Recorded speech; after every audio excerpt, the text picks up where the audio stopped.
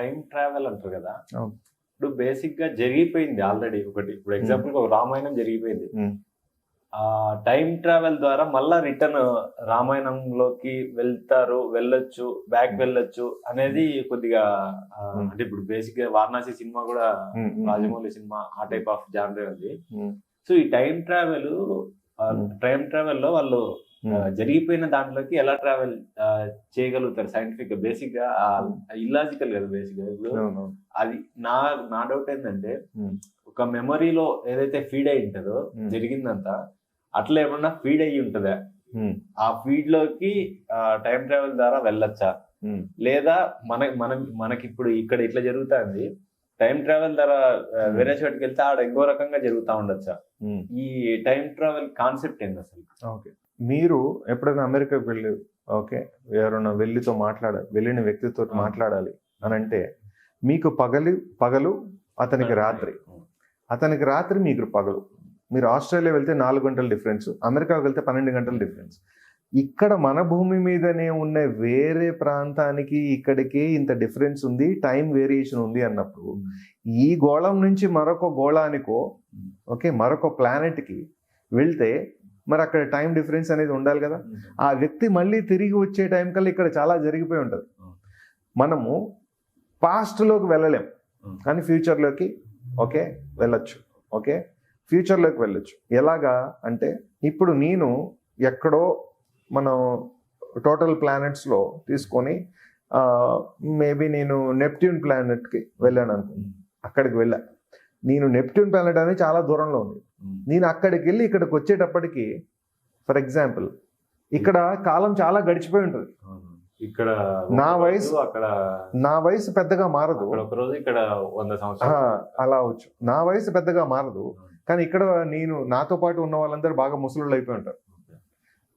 అది కానీ నేను ఇప్పుడు ఫర్ ఎగ్జాంపుల్ నాకు 40 ఏళ్ళ వయసు అనుకుంటే, నేను 20 ఏళ్ల క్రితానికి వెళ్ళడం అనేది కుదరదు. ఇలాంటివి జరిగిన సందర్భాలు మనకి మన పురాణాల్లో అర్జునుడు ఇంద్రలోకానికి వెళ్ళడం, మళ్ళీ తిరిగి రావడం, ఇంకా ఇట్లా పురాణాల్లో చాలా చాలా సంఘటనలు ఉన్నాయి. కొంతమంది వేరు లోకాలకు వెళ్ళి మళ్ళీ తిరిగి రావడం అనేది జరిగింది. సో కాబట్టి మనం వేరే చోటుకు వెళ్ళి మళ్ళీ తిరిగి వచ్చినప్పటికీ కాలం అనేది మారిపోతుంది, అది జరుగుతుంది. కానీ మనం జరిగిపోయిన కాలంలోకి మాత్రం వెళ్ళలేం. టైం మనం దూరం వెళ్ళే కొద్దీ టైం యొక్క వేరియేషన్స్ వల్ల మనము భవిష్యత్తులోకి, మనం వయసు ఇలానే ఉంటుంది కానీ మనం భవిష్యత్తులోకి వెళ్ళగలుగుతాం. అప్పటికంతా మారిపోయి ఇప్పుడు పాస్ట్ లో జరిగిందే భవిష్యత్తులో కొద్దిగా జరిగితే మనం అక్కడికి వెళ్ళే ఆప్షన్ ఉంది. ఇప్పుడు బేసిక్ గా త్రేతాయుగం, మహాయుగం, కలియుగం, ఇట్లా 4 యుగాలు ఉన్నాయి కదా. ద్వాపర యుగం. ఇప్పుడు కలియుగం 4 యుగాలు అయిపోయిన తర్వాత ఈ కల్పన 4 యుగాలు అయిపోయిన తర్వాత నెక్స్ట్ కల్పనకు చేరుతాం కదా. నెక్స్ట్ కల్పనలో కూడా సేమ్ ఇలాగే జరుగుతుందా?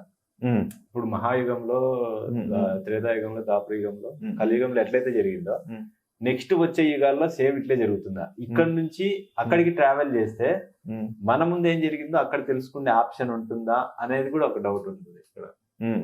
ఇప్పుడు అది ఫ్యూచర్. అది బేసిక్ గా ఇప్పుడు ఈ కల్పన కాకుండా నెక్స్ట్ కల్పన ఫ్యూచర్. సో ఆ ఫ్యూచర్ లోకి మనం వెళ్ళే ఆప్షన్ ఉంది. ఆ ఫ్యూచర్ లో ఈ కల్పనలో జరిగిన ఈ 4 యుగాల్లో ఈ కల్పనలో జరిగిందే అక్కడ జరుగుతుందా? ఎందుకంటే నేను అది ఎందుకు డౌట్ వచ్చిందంటే, ఇప్పుడు రామాయణం అనేది ఇప్పుడు మనం 18వ కల్పనలో ఉన్నాం అనేది ఉంటుంది. 18 సార్లు రామాయణం జరిగింది అని చెప్పి కొంతమంది అంటా ఉంటారు. అందరు మనకు కరెక్ట్ గా ఐడియా లేదు, కొంతమంది అంటా ఉంటారు. అండ్ రాముడు ఎప్పుడో 11వ కల్పనలోనో 8వ కల్పనలోనో వచ్చాడనేది నాకు కూడా క్లారిటీ లేదు. సో ఇట్లా 18 కల్పనల్లో ఒకే రకంగా జరిగితే మనం మనకంటే ముందు జరిగిన యుగాల్లో తెలుసుకోవడానికి ఫ్యూచర్ లో స్టార్ట్ అయ్యే యుగాల్లోకి ఎంటర్ కావచ్చా? ఇక్కడ నుంచి రిటర్న్ రాలేం, మళ్ళీ ఇక్కడికి రిటర్న్ రాలేం కాబట్టి ఇక్కడ నుంచి ఎంటర్ అయిన కా నుంచి మళ్ళా మనము వచ్చే ఇంకొకటి ఉంటుంది కదా, కలియుగం, నెక్స్ట్ కల్పనలో. ఆ కలియుగంలో సేమ్ మన ఇద్దరం ఇక్కడ కూర్చొని మాట్లాడుకున్నట్లు ఇప్పుడు జరిగినట్లే అప్పుడు కూడా జరిగితే ఇక్కడ నుంచి అక్కడికి వెళ్ళొచ్చు కదా. ఈ ఆప్షన్లు ఏమైనా ఉంటాయా? ఈ అలా ఉండవు. ఏంటంటే పరిణామక్రమం అనే దాని ప్రకారమే ఇవన్నీ ఏర్పడుతూ ఉంటాయి. అంటే మన పూర్వీకులు కృతయుగము, త్రేతాయుగము, ద్వాపర యుగము, కలియుగము, ఈ 4 యుగాలు అయిపోయిన తర్వాత ఒక సంధికాలము, సంధికాలం అయిపోయిన తర్వాత మళ్ళీ యుగాలు స్టార్ట్ అవుతాయి. అప్పుడు మళ్ళీ రాముడు, కృష్ణుడు వీళ్ళే రావాలని ఏం లేదు. అప్పుడు వేరే ఆ కాలానికి సంబంధించిన అప్పటి సమస్యల్ని ఓకే పరిష్కరించడానికి అప్పుడు మళ్ళీ వేరు వేరు అవతారాలనే వస్తాయి. ఇవే అవతారాలు మళ్ళీ రావు, ఇవే సమస్యలు మళ్ళీ రావు. ఓకే, ఇలాంటి మనుషులే మళ్ళీ రారు. అప్పుడు పరిణామ క్రమంలో అప్పుడు మళ్ళీ వాళ్ళ శరీర ఆకృతులు వేరేగా ఉంటాయి, అప్పుడు ఉన్న సమస్యలు వేరే విధంగా ఉంటాయి. అంతే తప్ప మనం అప్పటి కాలానికి మనం వెళ్ళడము, ఆ టైంలో ఏదైనా చేయడం అనేది అది జరిగేది కాదు. అంటే ఇప్పుడు మనం చూసేది వేరే ప్లాన్ లిబర్టీ అనుకోవచ్చా? అంతే, అదొక ఆలోచన ఆ విధంగా, అంతే తప్ప అదేముండదు. వేరే ప్లానెట్స్ కు వెళ్ళే ఆప్షన్ అయితే ఉంది. వేరే ప్లానెట్స్ మీరు మనం ఏదైతే బ్రహ్మ, విష్ణువు, శివుడు, మహాశివుడు వీరు దేవుళ్ళు ఎవరైతే ఉన్నారో వాళ్ళని శక్తిగా మనం పరిగణించాం. మన పూర్వీకులు దేవుళ్ళ దగ్గరికి వెళ్ళి అక్కడ ఒక 2 నిమిషాలు ఉండి రిటర్న్ వచ్చి అంటే భూమి పైన ఆయన కూతురికి, ఒక రాజు ఆయన కూతురికి పెళ్లి చేయడానికి భూమి పైన ఆయనకు సరైన వ్యక్తి కనిపించకుంటే ఆ కాలంలో ఆయన బ్రహ్మ దగ్గరికి వెళ్ళి, స్వామి నా కూతురికి పెళ్లి చేయడానికి భూమి పైన ఎవరు లేరు, ఎవరు చేయాలని మీరే చెప్పండి అని అడిగితే అక్కడ ఆ మాట్లాడిన ఆ బ్రహ్మని అడిగినప్పుడే 2 minutes అయిపోతుంది. అప్పుడు ఆ బ్రహ్మ గారు ఇప్పుడు నువ్వు ఇక్కడికి వచ్చి మాట్లాడావు కదా, అది అక్కడ కొన్ని లక్షల సంవత్సరాలు దాటిపోయింది. ఇప్పుడు శ్రీకృష్ణుడు, మహావిష్ణువు శ్రీకృష్ణుడు రూపంలో భూమి పైన అవతారం ఎత్తాడు. ఆయన బ్రదర్ బలరాముడు ఉన్నాడు, ఆయనకిచ్చి పెళ్లి చేయండి, ఆయన ఉత్తముడు అని చెప్పి పంపిస్తాడు బ్రహ్మ. సో మనం శక్తులు అనుకున్నప్పుడు వాళ్ళకంటూ ఒక ప్లేస్ ఉంది, వాళ్ళ దగ్గరికి మనం ట్రావెల్ చేయగలమా అనేది మనకి ఇక్కడ డౌట్ వస్తుంది కదా. 2-3 రకాల ట్రావెలింగ్ ఉంది. ఒకటి మనోగమనం. మనోగమనం అంటే నీ మనసు ద్వారా ఒక ప్రదేశం నుంచి ఇంకో చోటుకు వెళ్ళడం. వాయుగమనం అంటే వాయువులో మనం అనుకుంటే ఇప్పుడు ఏరోప్లేన్స్ లాగా, ఏరోప్లేన్లో వెళ్ళడం, ఇది మనోగమనం. అంటే మన యోగిక్ ప్రాక్టీసెస్లో మనము ఒక చోట కూర్చొని ధ్యానం చేయడం అనమాట. ధ్యానం చేస్తూ మనం వేరే వేరే లోకాలకు వెళ్ళొచ్చు. ఆ భావన మనకు కలుగుతుంది. ధ్యానం చేస్తూ ఉన్నప్పుడు మొట్టమొదటిసారిగా మీకు పిచ్చిగా గజిబిజి లైన్స్ కనబడుతుంటాయి. అవి పోయి ఒక రంగు కనిపిస్తుంది. మన మెడిటేషన్ 2 కనుబొమ్మల మధ్య కళ్ళు మూసుకొని చూస్తూ ఉంటే వేరే వేరే ఆలోచనలు వస్తాయి, ఈ గజిబిజి లైన్స్ కనబడతాయి. కొంతకాలం అలానే ప్రాక్టీస్ చేస్తుంటే రంగులు కనబడుతూ ఉంటాయి. కొంతకాలం అలానే ప్రాక్టీస్ చేస్తే ఫైనల్గా ఒక తెల్లని వెలుగు కనిపిస్తుంది. ఆ తెల్ల వెలుగు కూడా చూస్తూ ఉంటే ఆ వెలుగు దాటిన తర్వాత మీ శరీరంలోంచి మీ ఆత్మ పైకి ట్రావెల్ చేస్తున్నట్టు, దాన్ని ఆస్ట్రల్ ప్రొజెక్షన్ అంటారు మెడిటేషన్లో. మీ ఆత్మ మీ శరీరం నుంచి పైకి లేచిన ఫీలింగ్ మీకు తెలుస్తుంది. అది మీ శరీరం నుంచి పైకి లేచి ఇప్పుడు ఈ రూఫ్ ఉందంటే ఈ రూఫ్ దాటి పైకి వెళ్ళినట్టు, ఇంకా పైకి వెళ్తున్నట్టు, అలా వెళ్తూ మేఘాలను దాటినట్టు, మీరు గ్రహాలు నక్షత్రాలను కూడా దాటుతూ వెళ్తున్నట్టు మీకు అనుభూతి కలుగుతుంది. అలా వెళ్ళి ఒక పర్టికులర్ టైం అయిపోయిన తర్వాత మీరు ఆ స్థానం నుంచి మళ్ళీ కిందకి రాలేరు.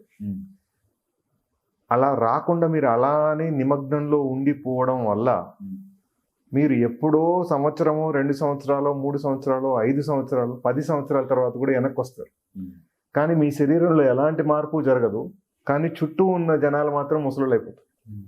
ఇది ఇంట్లో కూర్చొని ఇక్కడ కూడా చేయొచ్చు. అదే మన హిమాలయాల సాధువులు చేసే ప్రయోగం. వాళ్ళు అక్కడే ఉంటారు. కొంతమంది సాధువులు ఇంకా అప్పటికి ఎప్పుడో చూసాను, ఇప్పటి వరకు 300-400 సంవత్సరాలు బతుకున్న సాధువులు ఉన్నారు. వాళ్ళు ఎలా ఉండగలుగుతున్నారు అంటే వాళ్ళ శరీరాన్ని అలానే ఉంచేస్తారు. వాళ్ళు డీప్ మెడిటేషన్లోకి వెళ్ళిపోతే that is nothing but astral projection. అది ట్రావెలింగే. వాళ్ళ ఆత్మ ట్రావెల్ చేస్తుంది కానీ వాళ్ళ శరీరం అక్కడే ఉంటుంది. ఇప్పుడు ఇంకొక డౌట్ ఉన్నాయి. ఇప్పుడు ఆత్మ ట్రావెల్ చేసినప్పుడు శరీరం అలాగే ఉండాలంటే ఈ శరీరానికి కావాల్సినట్టు తీసుకోకుంటే లోపల ఈ డైజెషన్ ఇట్లాంటి వ్యవస్థ అంతా ఉంటుంది కదా, heart beats, digestion, blood pressures ఇట్లాంటివన్నీ, ఈ వ్యవస్థ ఆగిపోతుంది కదా ఏమి తీసుకోకుండా ఉంటే. Very good. దీన్ని మన నార్మల్ భాషలో మాట్లాడుకుంటే చేతన వ్యవస్థ అంటే కాన్షియస్నెస్.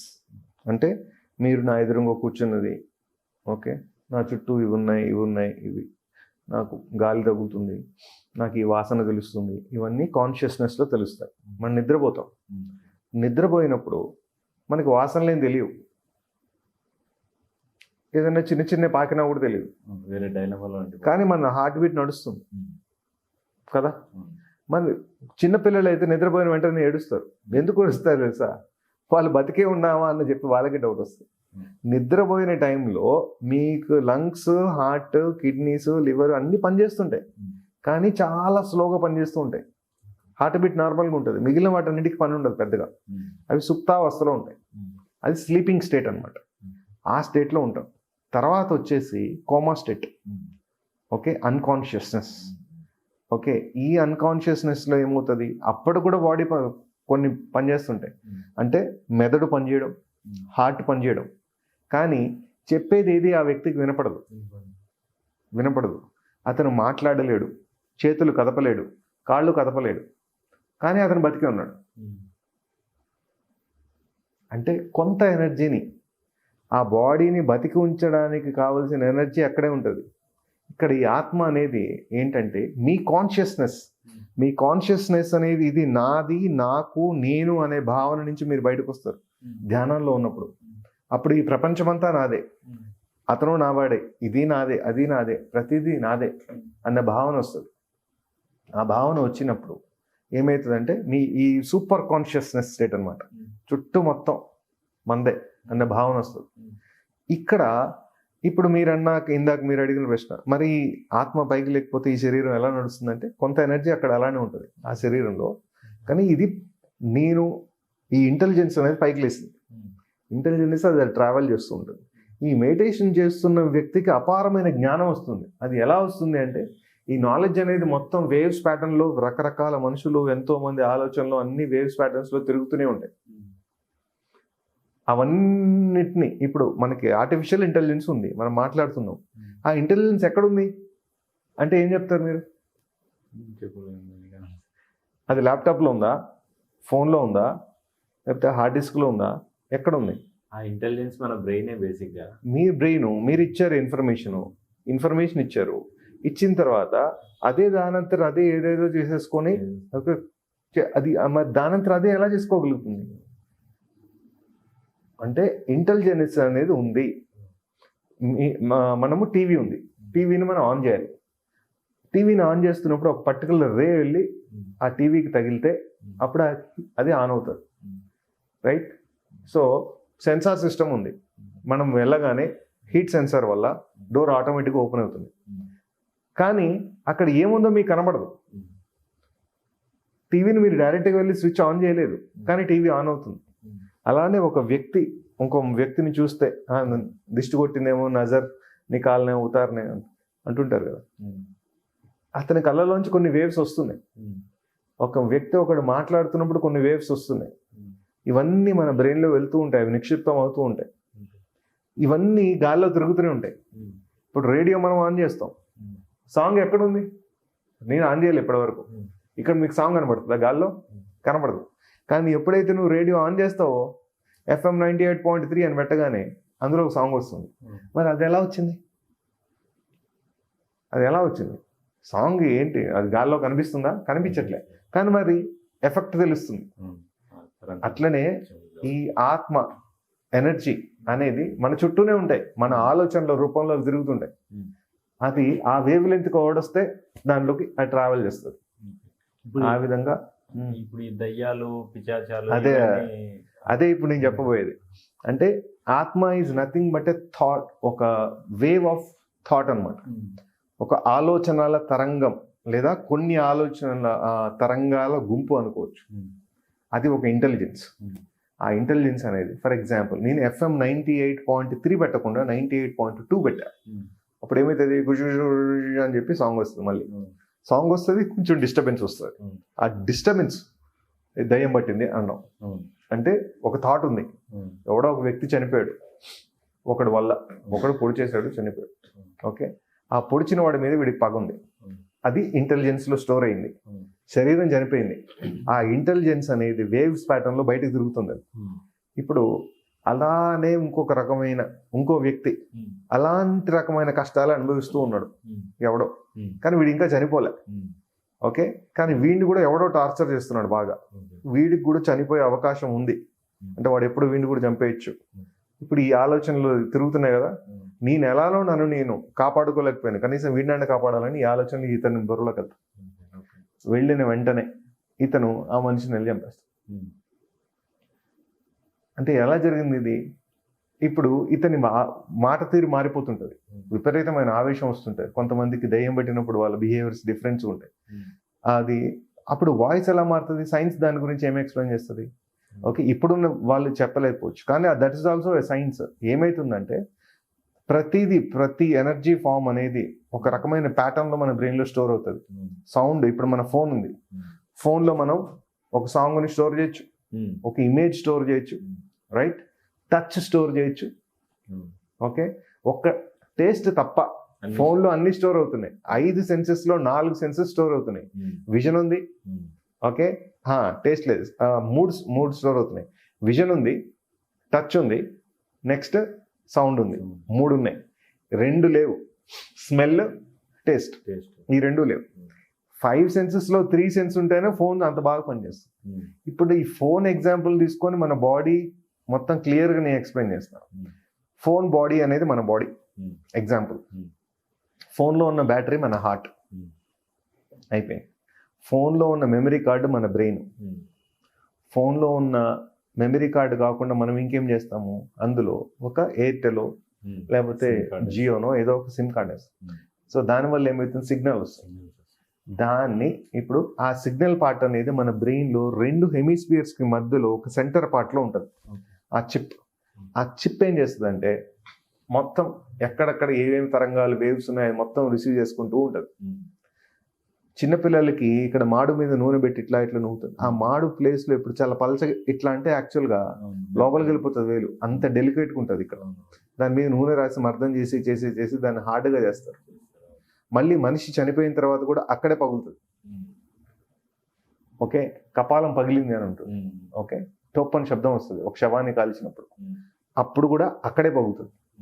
ఒక చిన్న పిల్లవాడికి అక్కడే వీక్ ఉంటుంది, పెద్దవాడైన తర్వాత అది స్ట్రాంగ్ అవుతుంది, తర్వాత మళ్ళీ అక్కడి నుంచే వెళ్ళిపోతుంది ఎనర్జీ అనేది బయటికి, ఆ ఇంటెలిజెన్స్ అనేది బయటికి వెళ్ళిపోతుంది.